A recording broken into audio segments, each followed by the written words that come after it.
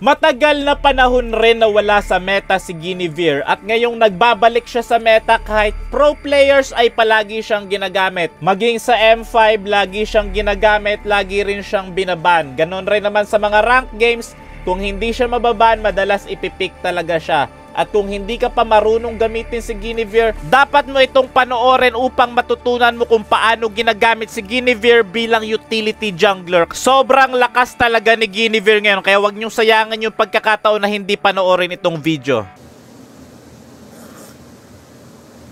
Hello class, I'm Professor Joseph and this time ituturo ko sa inyo kung paano ko ginagamit si Guinevere bilang utility jungler. At bilang utility jungler, kinakailangan nakatank build tayo. Hindi natin kinakailangan magkaroon ng sobrang daming kills. Ang mahalaga, tumagal tayo sa laban at makuha natin yung mga objectives na kailangan natin. Shoutout nga pala kina Ida at Kimi na kasama ko sa larong ito. At hindi naman ako sobrang galing, hindi rin sobrang lakas gamitin si Guinevere. Pero ituturo ko sa inyo yung mga bagay na alam ko. At kung may mga pagkakamali at pagkukulang ako dito sa video, pakilagay sa comment section at babasahin ko.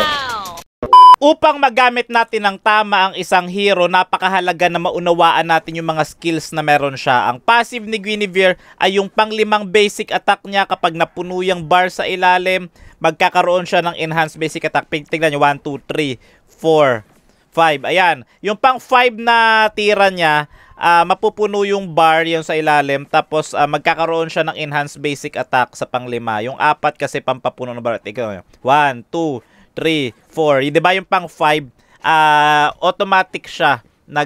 Para may dash siya ng konti tapos titirahin yung kalaban, ganon. Ang first skill naman ni Guinevere ay ibabato niya ang kanyang bola. At kapag tinamaan ka ng kanyang bola, ikaw ay masasarapan, ngunit masasaktan. De, joke lang. Masasaktan yon. Basta kapag tinamaan ka ng bola ni Guinevere sa kanyang first skill, masakit yan. Ang pangalawang second skill naman ni Guinevere ay tatalon siya at makikita ang kanyang panty. Kapag tinamaan yung hero ng kalaban, sa second skill ni Guinevere ay mananock up. Tapos may dash rin ito. Bale, 2 dash yan, kaya okay yung mobility ni Guinevere bilang utility jungler. May talon na, may dash pa. Dalawang beses pwede pindutin yung kanyang second skill. Ayan. Tatalon ka muna tapos magda-dash ka. Basta 2 pindot yan. Maganda yan panakas at panghabol sa kalaban. Parang nung paghabol mo sa ex mo. At ito naman yung ultimate ni Guinevere. Tinataas niyo yung palda niya. Ayan o, diba? Ganyan yung ultimate niya. Tapos masakit yan kapag tinamaan ka niyan. Pero mas masakit yan kapag may kasamang second skill at first skill. Yan o. Pag ganyan o, yan, second skill. Yan. Dapat unahin nyo muna second skill. Pag ma-knock up nyo, okay yan sundan ng ultimate.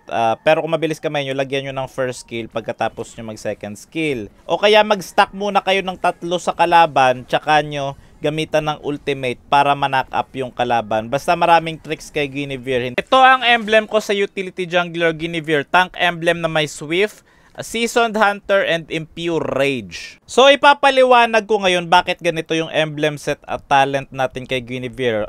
Bakit tank emblem? Kasi nga utility jungler, para tumagal sa laban. Early game pa lang palag-palag na.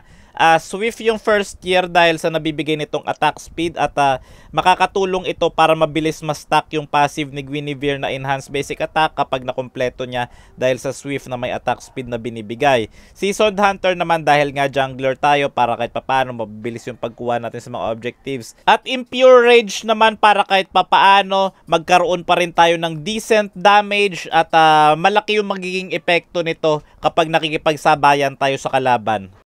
Level 1, nagsimula ako sa pulang red buff at wala akong planong i-contest yung Lito, kaya maaga kong ginamit yung aking retribution dito. By the way, yung gamit kong retribution kay Guinevere jungler ay ice retribution para sa slow effect at movement speed nito na naibibigay. So ito, kukunin ko muna to. Ayan, at hindi sana ako pupunta dun sa Lito, pero nagkataon na ganito ang nangyari. Parang wala kasi dun kanina. So yan, pagtalon ko, sakto na last hit ko at muntik na namin mabigyan yung Karina dyan. At pupunta na ako sa asul na blue buff ko para kunin ito. Sa XP lane din talaga ako madalas mag first rotate kasi dito lalabas yung turtle at meron na akong molten essence. Makakatulong ito para sa pagkuha ko ng mga jungle resources ko. Sinubukan namin itumba si Argus dito ngunit hindi tumama yung talon ko. Ayan, kaya failed attempt para sa amin. Sinisimulan na namin ang unang first turtle at biglang nahatak yung kasama naming tamo sa si Kimi. Ayan, tinalunan ko si Karina at siya ay bumagsak. Low HP na ako, dumidistansya ako at nagko-command ako dito sa kanila na sige bawasan mo Kimi yung turtle at ire-retry ko. Ayan, nakuha ko at tumatakbo na yung mga kalaban, yung Argus nandito. At nabuhay pa yung Argus, nakatakas siya dyan. Mali rin yung ginawa kong second skill. Matagal kong hindi nagamit si Guinevere kaya medyo naninibago ako pero okay lang din naman. At bilang isang jungler, trabaho natin kunin lahat ng objectives. Yan, lahat ng nakikita natin na pwedeng kunin sa mapa, yung kahit mga maliliit na yan, dapat kunin natin yan. At huwag nyong titipirin yung first skill, second skill nyo kapag kukuha kayo ng mga jungle monsters para mabilis kayo makapag-rotate. At ang next item natin ay Guardian Helmet. Napakaganda ng Guardian Helmet kung ikaw ay utility jungler para hindi ka na uuwi. Kasi kapag wala ka sa battlefield, nagre-regen yung buhay mo para kang nasa base. Kaya napakaganda ng Guardian Helmet para sa mga utility junglers. Yung dating Guinevere kasi kinakailangan pa talaga gamitin yung second skill na maipatama para magamit yung ulti. Pero ngayon, kahit makapag-stack ka lang ng 3 sa kalaban, pwede mo na ma-knock up yung kalaban gamit yung ultimate ni Guinevere. Ito, replay. Tignan nyo, may 3 stacks ako dun sa Franco. Ginamit yung ultimate ko na knock up siya. At dahil nandito si Leslie, kinakailangan namin siya pitasin para makalamang yung marksman namin. Ayan.